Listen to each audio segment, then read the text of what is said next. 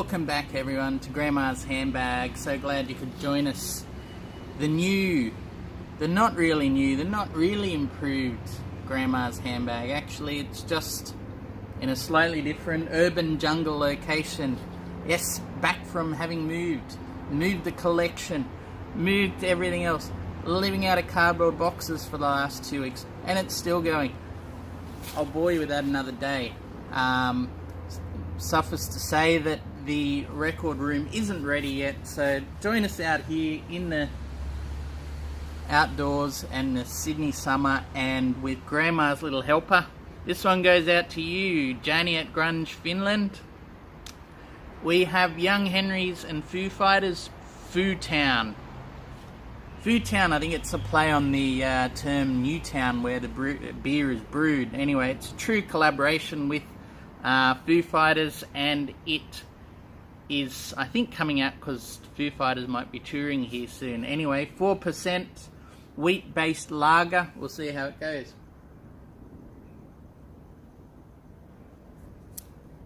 And it's not too bad.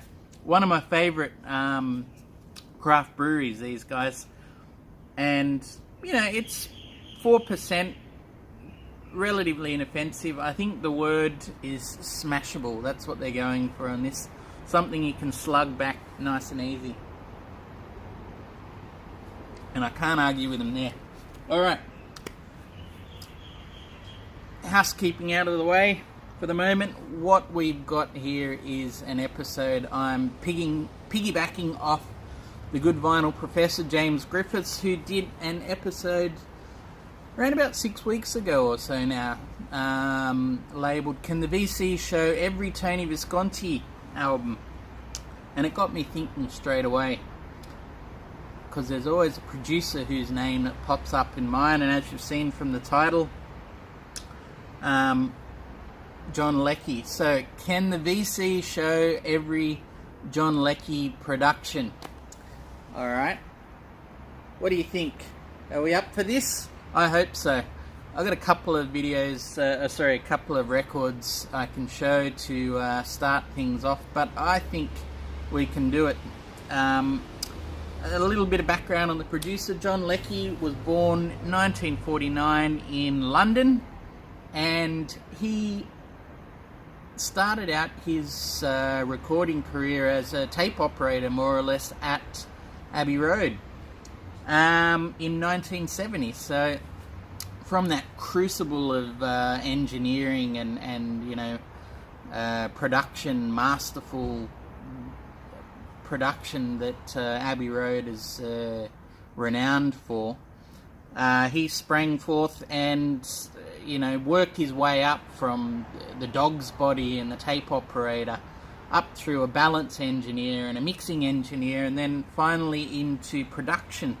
His first production was in 1975, and it was, again, another one of the good professor's favourite bands, I think, that he has, was one he's certainly highlighted, Bebop Deluxe.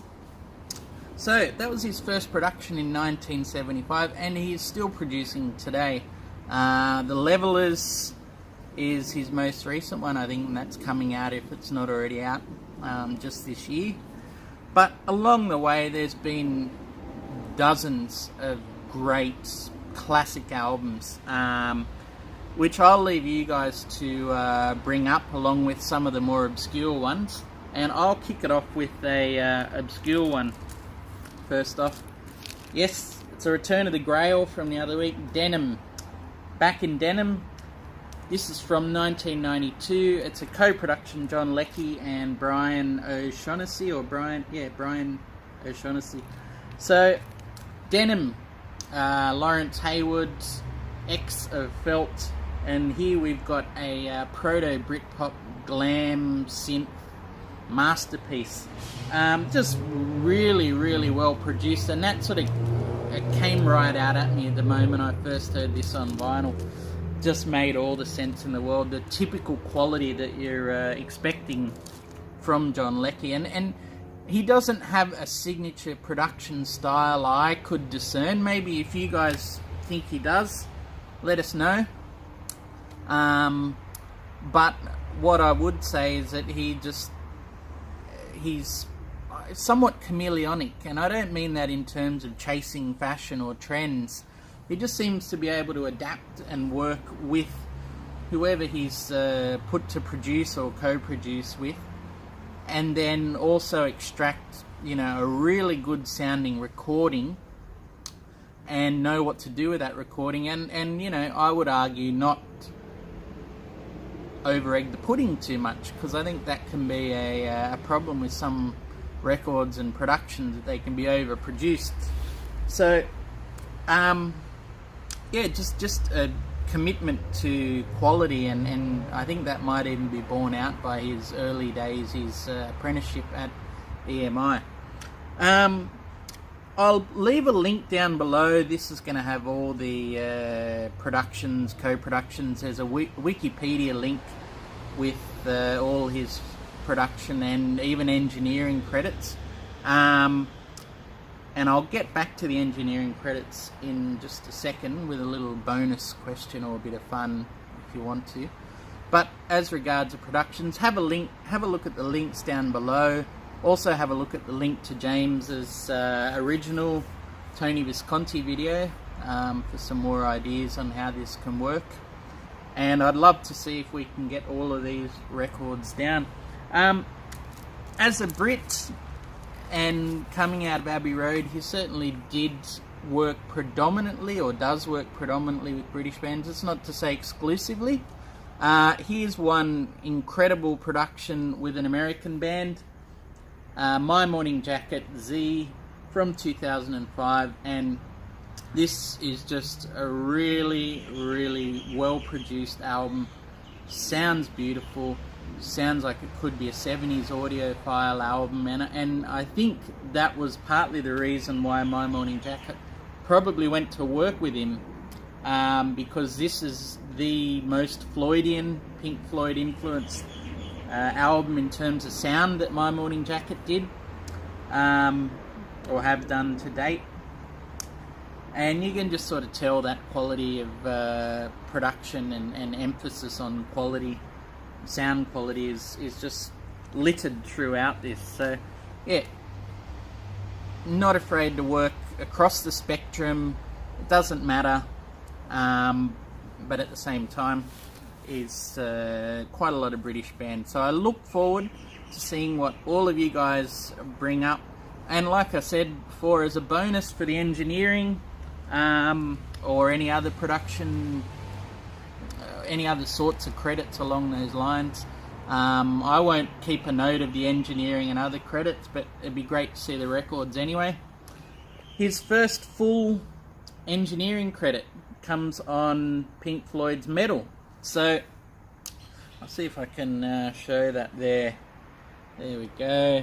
Probably won't focus, and I'll probably not hold it here long enough. But John Leckie, production at Air, and apparently how that came about was that Abbey Road in 1971, when this was made, only had 8 tracks still, which seems, well, of a piece in one way, but also very much behind the times. So John Leckie knew how to work the 16-track machine at Air Studios. I think Air was owned or run by George Martin by that point. So that enabled John Leckie to get his first engineering credit. Yeah, it's a very interesting story, and his name crops up in the early 70s on a lot of EMI releases that we'll know and love as an engineer. But anyway,